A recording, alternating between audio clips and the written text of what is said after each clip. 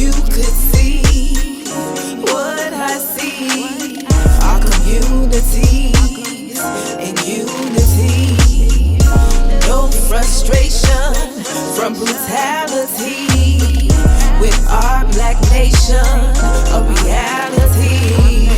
This is my perspective, it's my perspective, my perspective, my perspective, my perspective, my perspective, my perspective, it's my perspective, my perspective, my perspective, my perspective, my perspective, my perspective, it's my perspective, my perspective, is my perspective. Welcome everybody to the New African Perspective, the show that is dedicated to the liberation of new African people. And I am your host, Brother Prophecy, as always. And as always, I'm riding with the beautiful, powerful President and Vice President of the Republic of New Africa, the Queens. Free the land, Mama Ayo. Free the land, Sama I. And we do it every week right here where we discuss topics that are relevant to the new African independence movement. Now, with the new African independence movement, the term new African, why exactly do we call ourselves new African? Well, let me start off by saying, as a new African, we are have been a captive people here in the United States of America. And we are a combination of indigenous, Caucasoid, as well as African. That is one aspect of calling ourselves new Africans as we claim our nation state. And we share a major historical reality, like Mama Ayo said, and Brother Prophecy, as we were speaking on this earlier. We are literally derivatives of many, many, many different African and indigenous nations, right? That's correct. And as we were captive and enslaved here, all of that was stolen from us. And so we became one nation at that moment in time. That's true. So that's why we call ourselves New African, and that is the nationality.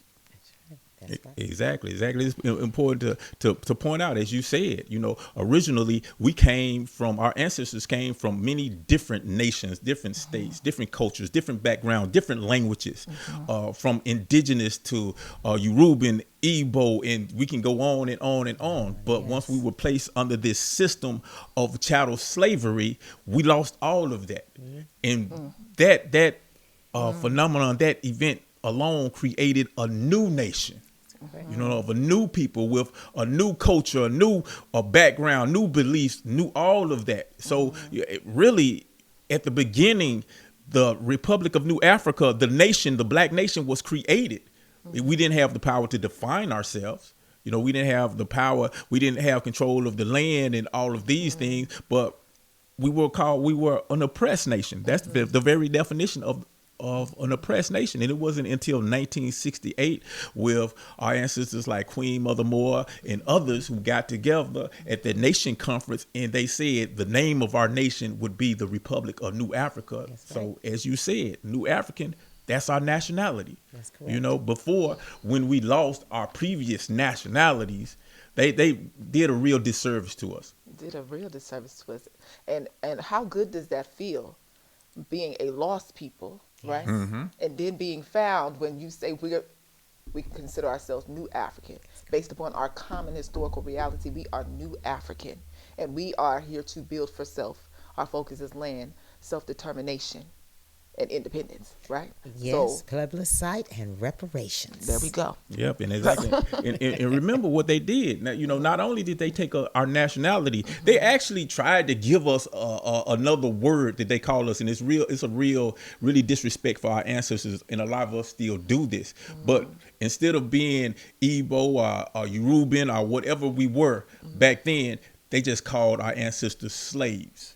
And they refer to them as today as slave. They were the slave. There are no people called slaves. Slave is not a nationality. These were human beings who were in a condition of slavery. Exactly. These were enslaved people, but they were not slaves. So I always teach my students that if we're calling ourselves the N-word, it is synonymous with slave. Exactly. So if I hear it in my classroom and I hear that N-word being circulated, I respond with slave. and they say, "Wow, why are you saying that?" And that's a whole historical lesson, from an African-centered point of view, because that's what that word is. Exactly. And we really got to be careful in terms of how we talk about our ancestors. You know what I'm saying? These were made mathematicians, major people in society that had skill sets. Exactly. That had major skill sets. You have mathematicians, master masons, master builders, master seamstress, master artists that literally build up their whole society, wherever they coming from, whether it was on the continent, whether it was indigenous here, in the islands, South America, or you name it. These were masters at what they did. And to reduce them, To a we, word us, and a condition, yes. we can't reduce them to that condition because they were masters. Absolutely. Absolutely. Exactly. So when you hear somebody say new African, whatever, now you know why. And now you know why you are a new African. Absolutely. Ashe. But, Madam President, Yes. what do we have on tap for our show today? Okay, so today in our Cadre Corner, we will be discussing a people struggle. Yes. And then also in our Black Power Files, we are going to, of course, discuss our father. We call him the father of the new African independence movement, Ashe. the Honorable Malcolm X. Yes. By any means necessary, Yes. no doubt. And our main topic, which is a very important topic to discuss because we got blurred lines, right? Yes. Our main topic is, what is the difference between a new African value system and a European value system? Ooh, I can't wait Wow. to talk about that. That's dope. Yes, because it's key. It's But- real key. But I guess first we need to get into, kind of the happenings of the week, what's been going on, the hot topics. I know last week we talked about Elijah McClain, the 23-year-old brother who was murdered by police and paramedics by injecting him with ketamine. And as we told you last week, 3 of the police officers and 2 of the paramedics were charged with his murder. They haven't been convicted, but they were at least charged. Well, the family of Elijah McClain was actually reached a tentative settlement with the city of Aurora, Colorado. Now, we don't have the terms of it. We don't know, the details, but they did reach a settlement, and other investigations of the city have uncovered that there is a pattern of racial bias and discrimination and violence against Black people really in that city. So, y'all have any thoughts about that? Well, I know that it's always a wrongful death. We call them modern day lynchings. And then, of course, there's going to be the grief and the anger and just the disbelief of the family. But I want to congratulate the family, the McClain family, for persevering and to bring justice. What does justice look like? Whether there's an investigation, whether there is an admission of guilt, whether there's a ruling, but also they always want to, of course, appease us there and appease us with a little monetary gain, which that's up to every individual family. But that loss of life, the loss of generations, the loss of your grandchildren, great-grandchildren, et cetera, it's just, there is no comparison. Nothing can pay for that. And so, again, our condolences and our support. Because this has been our experience in this particular country for a long time, at some point we have to say enough is enough. We have to, come on, we got to be honest with ourselves. Do we want to continue living like this? Do we want our children's children to have to experience this type of trauma? It's not doing us well. We're getting further and further and further away from the original people that we are. And Totally agree. that's why we're here, a part of the New African Independence Movement, representing the Provisional Government of the Republic of New Africa, because we have to take necessary steps to take ourselves out of this particular situation, period. We are the ones. Nobody outside of yourself is coming to save you. We have to save ourselves. Absolutely. Exactly. if we don't make a real change, if we continue to exist within this system that was built and created on the exploitation of our people, then 50 years later, we'll be having the same conversation. There may be some different manifestation of the issues, but it will ultimately be based on the exploitation of our people. Just like, 200 years ago, we were dealing with the exploitation of our people. 400 years ago, we were dealing with the exploitation of our people. Today, we're dealing with the exploitation of our people, and it will continue to happen until we create our own, have our own system and our own laws and law enforcement. Exactly. So we have a choice. Yeah. You as a new African, you have a choice. You can repatriate, you can stay within the system and keep trying to integrate and to beg for acceptance and to show, or you can make that determination first from your mind, then your behavior into a literal repatriation and a migration to the national territory, the 5 states in the South, under the provisional government of the Republic of New Africa. And that's a transformation, because you will not see many of the things that you are experiencing here in the United States of America. Yes, and I want you to know that everybody you are a nation builder. Absolutely. Yet, what nation are you building? As our dear brother always says, what nation are you building? We got to ask ourselves that. Who are we giving our time and energy to? Exactly. If you want something different, you got to do something different. In New York City Hall, they have decided to take down a prominent statue of Mr. Thomas Jefferson. Yeah, I know they've been taking down Confederate generals and these type of people who, are clearly white supremacists. But Thomas Jefferson, it seemed like he was one of them good old American heroes, one of the signers of the American Declaration of Independence. I think he was. That one, didn't he do that? Anyway, I get my white people confused. Yes. But they cited in this meeting in which they determined that Thomas Jefferson, he owned over 600 human beings. He profited from the institution of slavery. He was a known white supremacist who not only believed but articulate his belief in the inferiority of black people and the superiority of white people. So now, hey, they decided to take him down. What do y'all think about that? Well, there's so much to say about that contradiction. That's a contradiction. Here you are, supposed to be one of the founding fathers of the United States of America, and you have this wonderful or big plantation. I think it's called Monticello.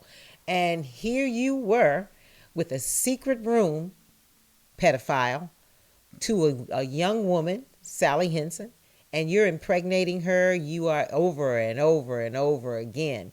So, of course, pedophile, meaning that she was underage, in our opinion, and you're producing these children who are half Caucasoid, half African, and yet she's still an enslaved African to be put to your pleasure.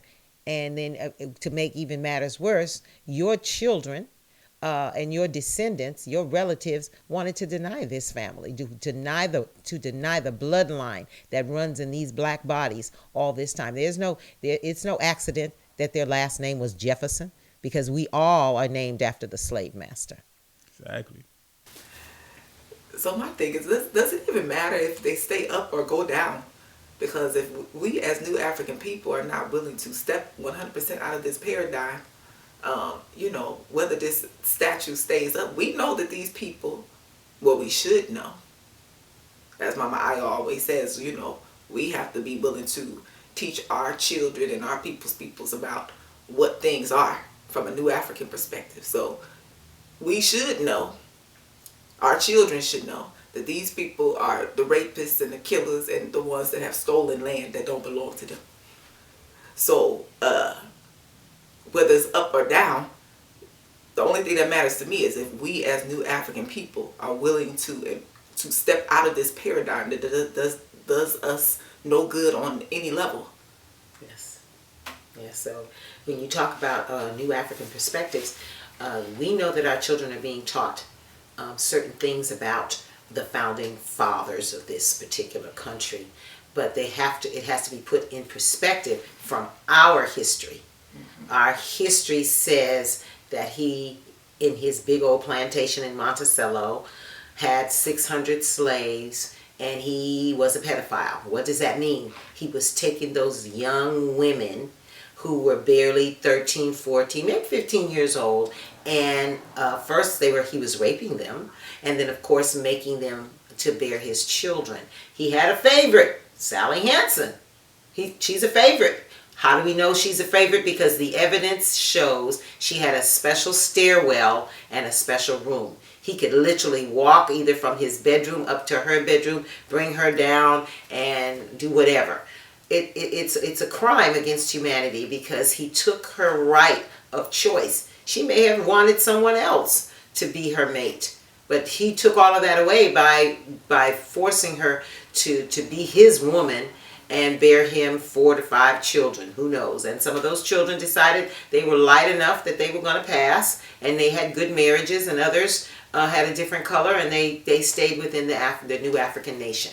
So here we are. This is the real deal from a new African perspective on what he was. And his writings were into direct contradiction to he's sleeping with the slaves. Come on, y'all.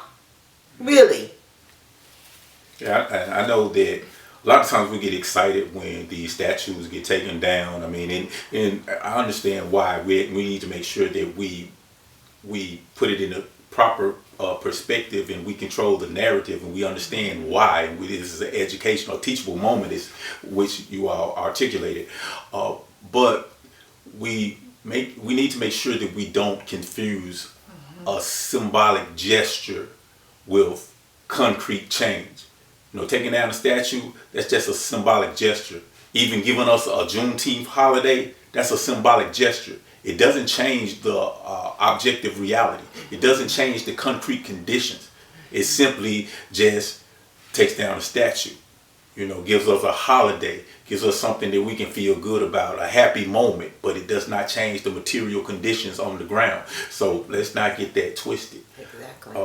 That's a good thought. In other news, now we've had shows taken down. Matter of fact, last week on my other podcast, The Voices of New Africa, we had a show taken down. And usually we get them put right back up because we do an appeal, and they, because we're real thorough about the research we do. We make sure that we're not spreading misinformation. We're just having our perspective on actual things that have happened. And most of the things that we talk about have been confirmed by the CDC or the FDA or the World Health Organizations, because if you read their material, they'll tell you what they're doing. They just do it in a manipulative way. You just got to be able to actually read it. Exactly. But last week they actually didn't even put up our last post.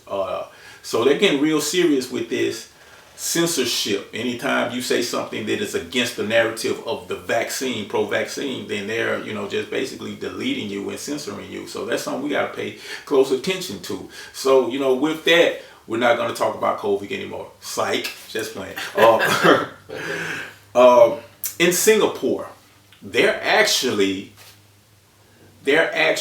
opening up their country. They are getting away with all of the restrictions, no more mandates, no more social distancing, none of that, just opening their country up. Now you might be thinking, well, they're doing this because they have the pandemic under control. No, maybe there's a reduction within the COVID-19 cases. No, actually it's just the opposite. Just recently, they had one of the highest case amounts in one day in a whole year. But the reason they said that they quoted COVID fatigue. That's what they said. COVID fatigue. And the reality is this country and others are highly vaccinated. Singapore is like between 82 and 87% vaccinated. That's great. But they're still having this COVID problems, which made them realize that this is basically something that is going to be an endemic, something that is going to be, they have to deal with it like the flu. So what they decided to do is, instead of having all of these restrictions, we're going to change the messaging of COVID. Instead of saying this is this end of the world apocalyptic type virus is going to kill us all. They said this is a mild virus that is especially dangerous to a certain group of people. Those people are the elderly, those with comorbidities or other conditions which compromises your immune system, and people who are obese. But overall, this is something that we can live with, and we can, move on. And they're not the only country that did this. There are several European countries that are doing this, and more coming every day. So, what do y'all think about this? Well, I think. Go ahead. Okay. Well, I think they just done came to the realization that they done did everything that the whole world said you need to do. The World Health Organization, all of these pushing this particular vaccine. They have, as Brother Prophet said, over 80% of their population has been vaccinated, and then they still having high numbers in COVID. And yes, COVID fatigue. Yeah, I'm tired of this. We sick of this. We're going to let nature take its place. At some point, you have to let nature take its place. We experience biochemical warfare. We've been experiencing that for a very long time. There's always stuff pumped in the atmosphere to determine what's going to control the demographic and the ways and means in which it does, whether it's mentally, whether it's physically, whether it's spiritually, emotionally, socially, economically. Always. Yet, allowing nature to take its place. Viruses, once a virus is out here, it's out here. It's interesting to hear people say, "Oh, I can't wait till this COVID thing is over." Yeah, right. Like, it's out here. And truly, 98% of the people that get COVID recover. Now, in terms of how extreme, that's based upon you and your living. If you're eating a whole bunch of crap, guess what? You're going to have a hard time. So it's really forcing you to get back in alignment with nature if you want to survive any of this, any disease. You got to get back in alignment. And Singapore, it sounds like they're tired of trying to do all of these different things, and they're still having this major issue. All right, let's let nature take its place. Let's let our bodies, the Singapore people's bodies, adapt to this, just like the flu, just like all of these other diseases that are out here. And let's see how that works, because us doing all the X, Y, and Z is not working. I definitely agree with both of you, because, again, through the Ministry of Health and Society, we've put out a couple of recommendations. Just make sure that you're fortifying your immune system. You are staying away from certain foods that are going to be mucus producing. And that's a science.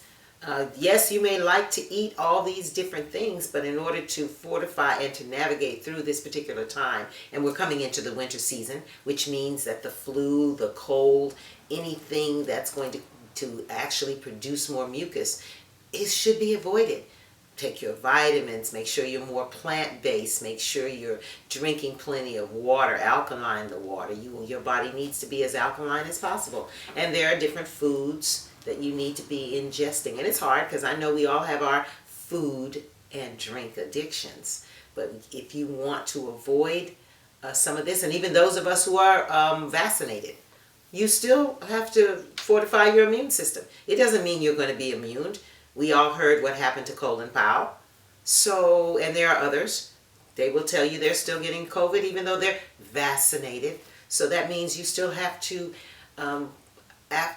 incorporate some dietary restrictions and strategies. Use science, use your body to do that. Yes, and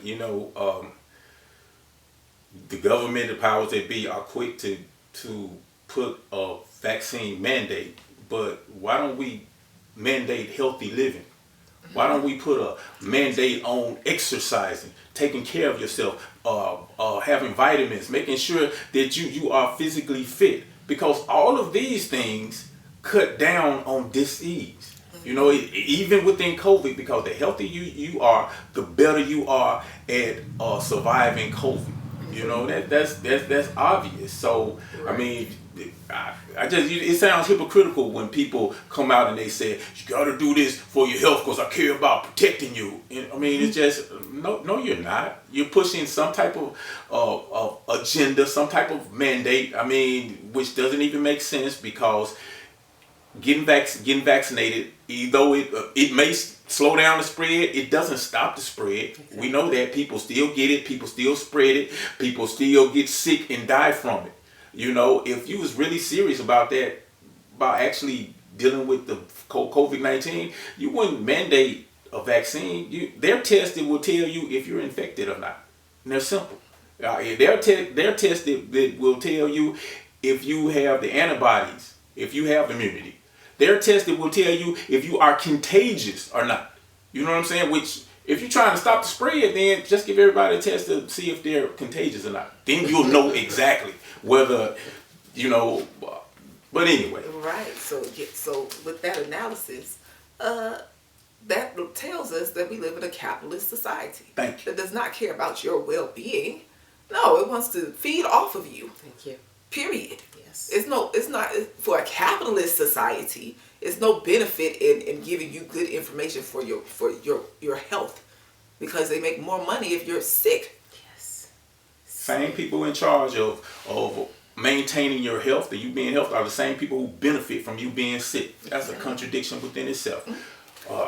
But anyway, you know, we can be talking about this all day because it's ridiculous. Man, we have a Cadre Corner coming up.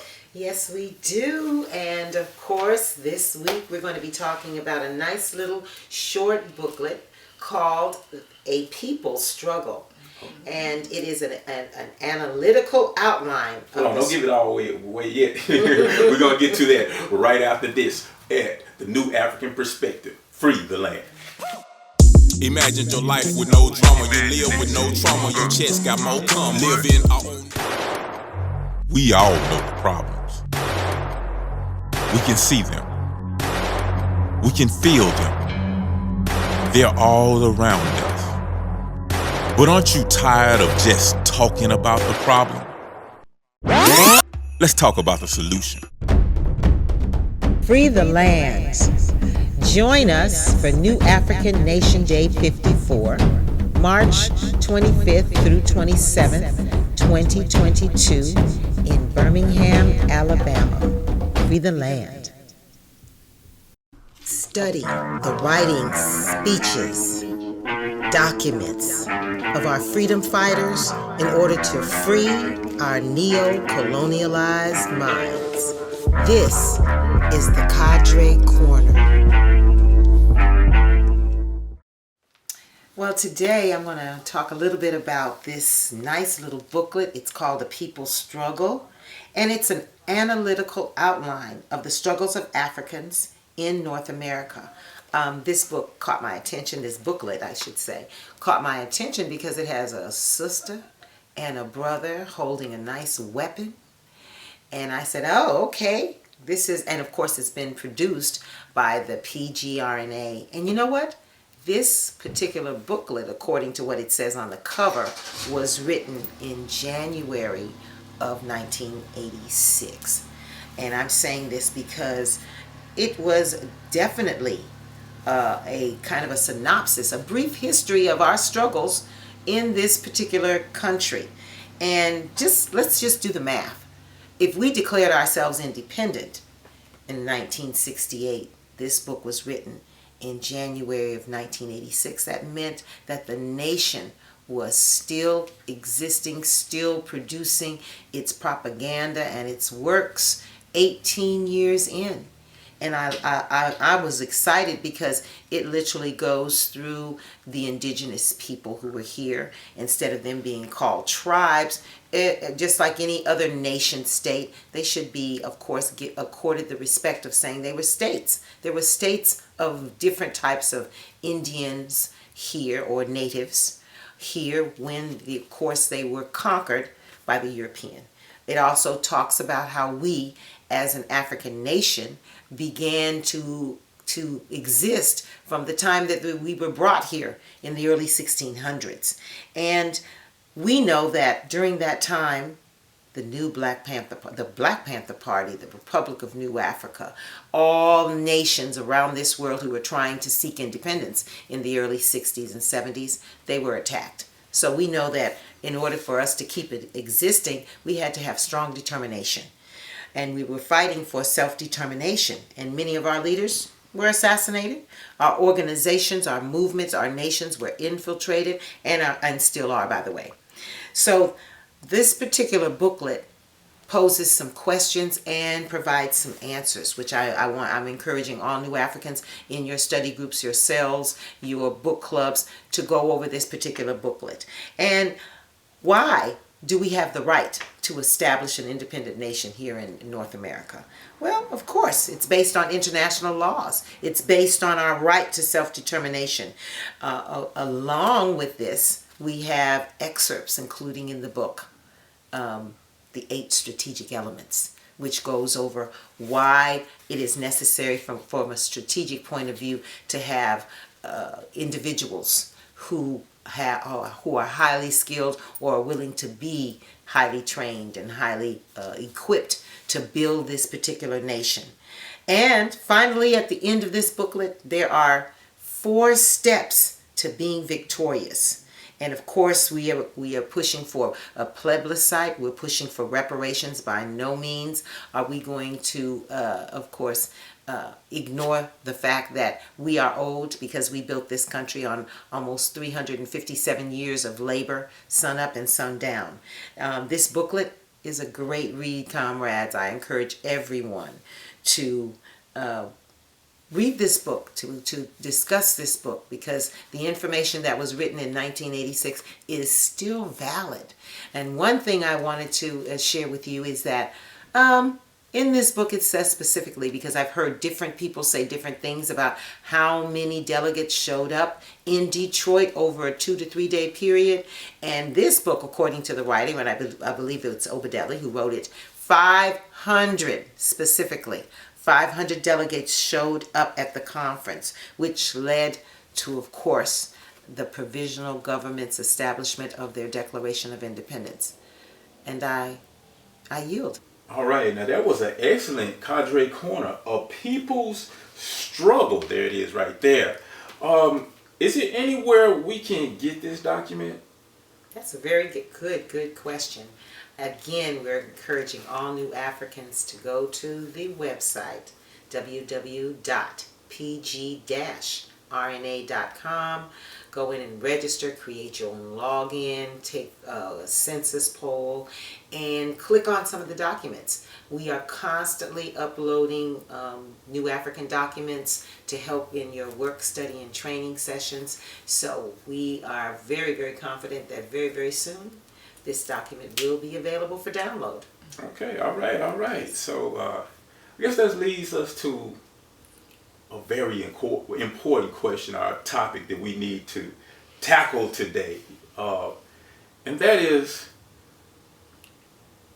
when it comes to value systems, from what perspective should we draw our value system from? Should it be from a European-centered value system or an African-centered value system? You know what I'm saying? I guess we could articulate this particular topic is a European-centered value system versus an African-centered value system. What's the difference? Is there a difference? Is there a reason that we should choose one over the other? Anybody wanna give a shot at that one? Well, currently, the majority of us here in the U.S.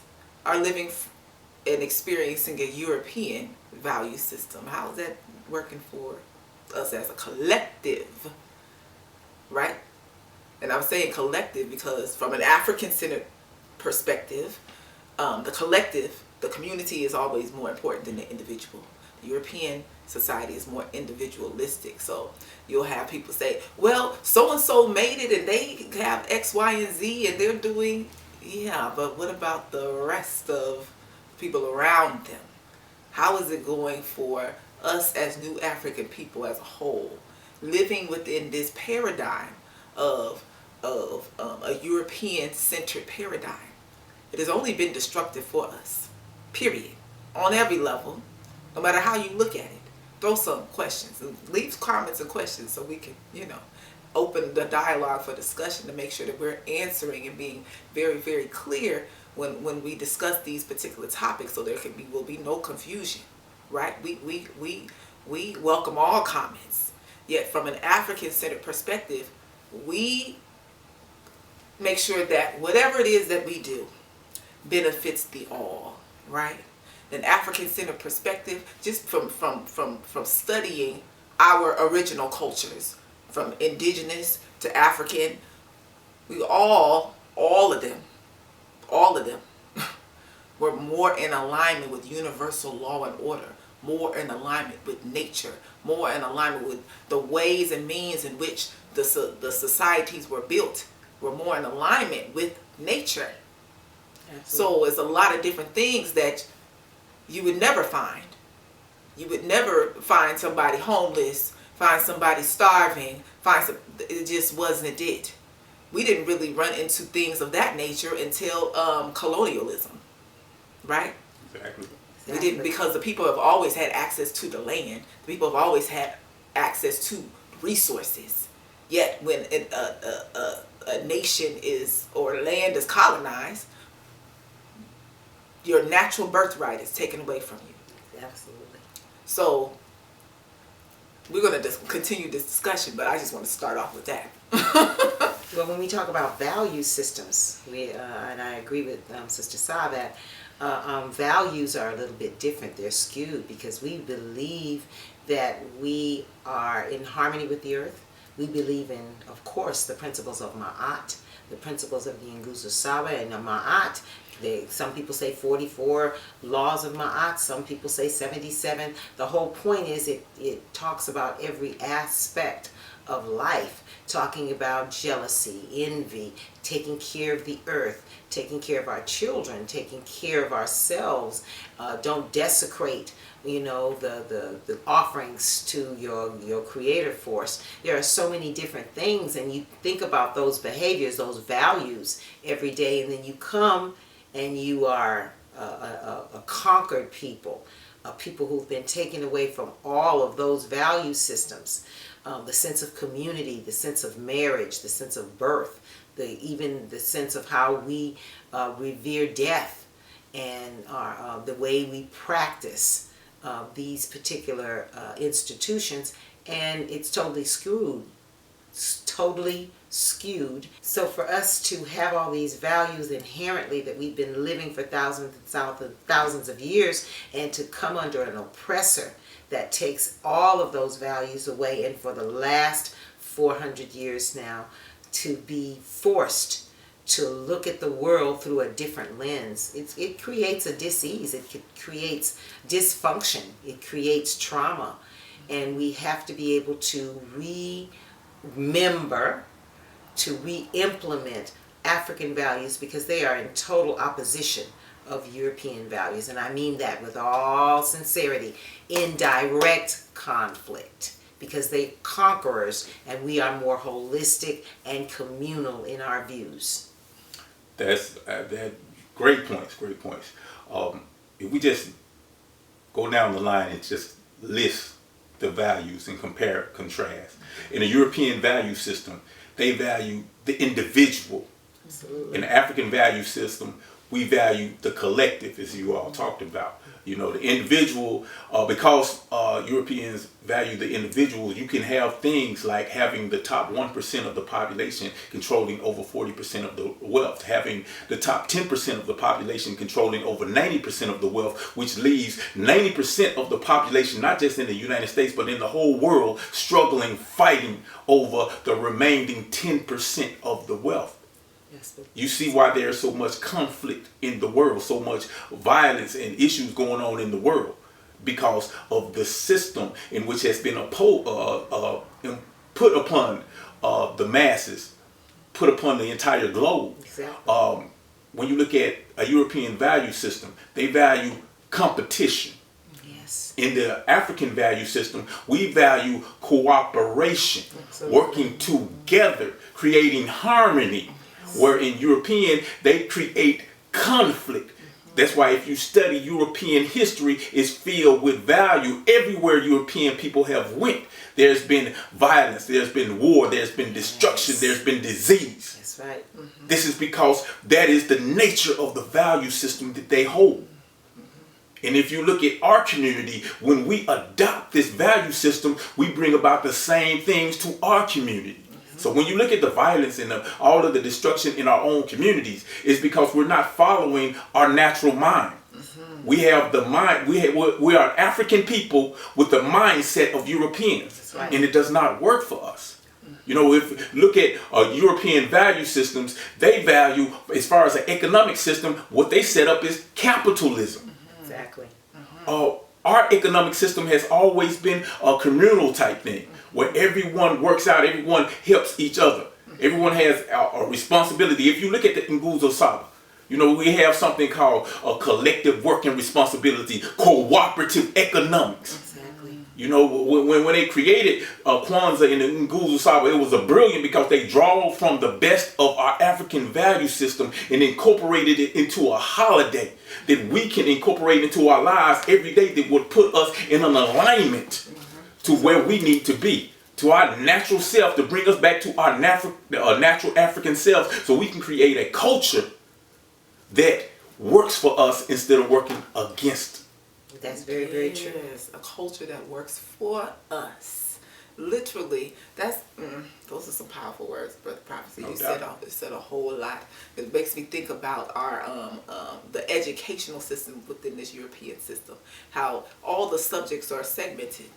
You got math, you got science, you got English, and then you would grow up thinking that nothing has to do with anything. Exactly. Like this is over here. And then you hear it a lot in conversation. Oh, this has nothing to do with that. That has nothing to do with that. That has nothing. When everything affects everything. Exactly. And so within our educational system, what does that tell you that we need to make sure that, maybe we need to make sure that all of those different things are integrated. Those things are applicable to that which we are building, right? And we're building a whole well society. But the prophecy mentioned some key words: cooperative, working together, the collective. Mama Ayo as well. Those words are a direct reflection of what the laws of the universe are, right? Nothing in the universe works alone. Absolutely nothing. And our nation, the Republic of New Africa, and the New African Independence Movement is rooted in collective, rooted in family, the power in the collective. I really, this is my heart's dream, right? This is what I want the most in my heart, period, for myself and my people, is for us to re-experience the power in the collective. Exactly. For us to experience it so we won't shun it so much. Exactly. If we experience it, we'll be going someplace. And that is very important, Sa, because we read, we have a lot of theory, but when we put it to the test, you and I have been in many situations where we tested out collective work and responsibility. We tested out cooperative economics. And to a certain point, most of them, not all of them, failed. And we didn't do the analyzation, because remember, you have to transform your mindset.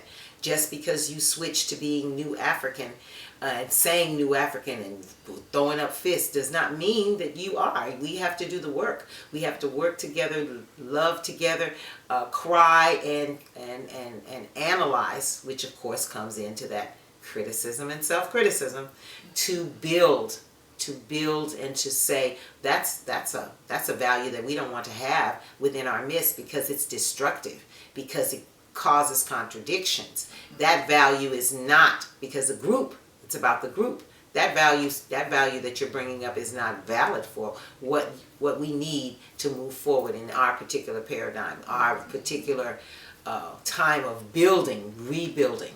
And we have to be honest. We have to be honest and be able to say, oh, you're right, because I sure is exhibiting this Eurocentric value, and it has no place in an African-centered paradigm that we're trying to build. Exactly. Anything else y'all want to say about that before we move on? I want to say that within the provisional government of the Republic of New Africa, we stand on our New African creed. that is in alignment with the English-Ensemble. That is also in alignment with the laws of Ma'at, universal law and order. And we live by that. We stand on that. We measure ourselves based upon those particular principles so that we can always be in alignment with our goals and objectives, so we can actually see them and witness them one day. Absolutely. Exactly.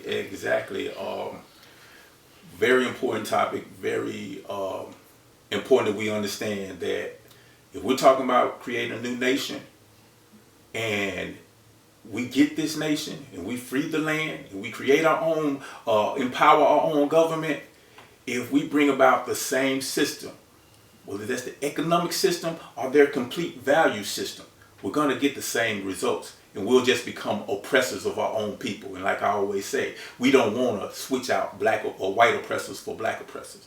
You know, we already have those. Yeah, we already got those. That's called neo-colonialism. Ashe. But we have a Black Power file.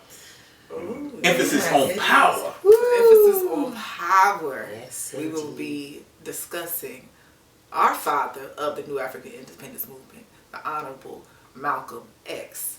Yes. El Haj Malik El Shabazz. Yes. Wale. Yeah. Wale. When we come back right after this, free the land. I will. We part of the whole sum. Help care for your mom. We have our own leaders that look like Obama, but think like Malcolm X and spoke with more thunder. What I'm saying is we can make a real war come. War, self-hate, just true black unity. Europeans murdered 98% of the indigenous population right here in Turtle Island in order to steal the land.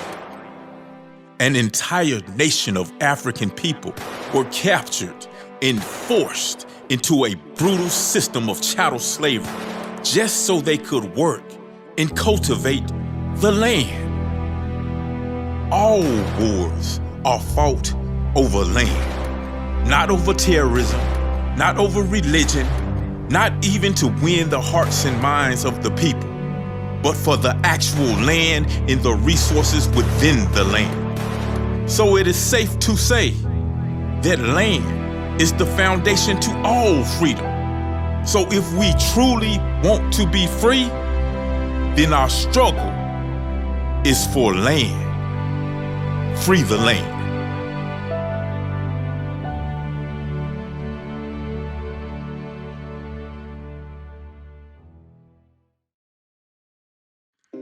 Leaders, scholars, freedom fighters, all those soldiers who've been struggling for the liberation of black people. This is the Black Power File. Once you change your philosophy, you change your thought pattern. Once you change your thought pattern, you change your attitude. Once you change your attitude, it changes your behavior pattern. And then you go on into some action.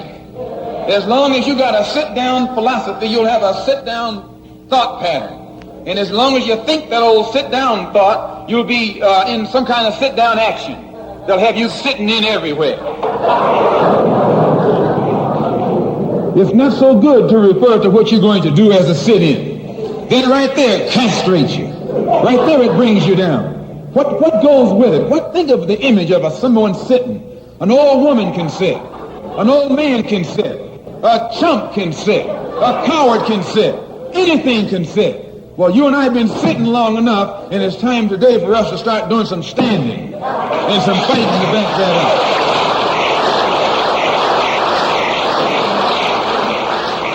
up. When we look at other parts of this earth upon which we live, we find that black, brown, red, and yellow people in Africa and Asia are getting their independence. They're not getting it by singing, "We shall overcome." No, they're getting it through nationalism. It is nationalism that brought about the independence of the people in Asia. Every nation in Asia gained its independence through the philosophy of nationalism. Every nation on the African continent that has gotten its independence brought it about through the philosophy of nationalism. And it will take black nationalism that to bring about the freedom of 22 million Afro-Americans here in this country where we have suffered colonialism for the past 400 years.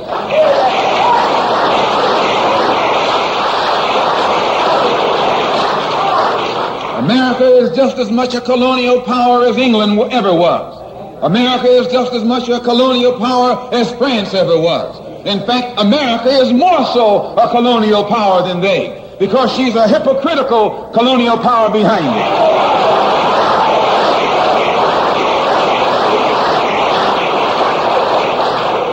What is 20th, what do you call second-class citizenship? Why, that's colonization. Second-class citizenship is nothing but 20th century slavery. How are you going to tell me you're a second-class citizen? They don't have second-class citizenship in any other government on this earth. They just have slaves and people who are free. Well, this country is a hypocrite. They try and make you think they set you free by calling you a second-class citizen. No, you're nothing but a 20th century slave.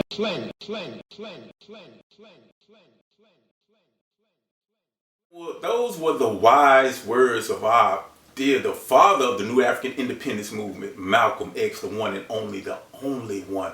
Powerful brother. Man, what y'all think about this brother? That he has to be remembered. He has to be studied.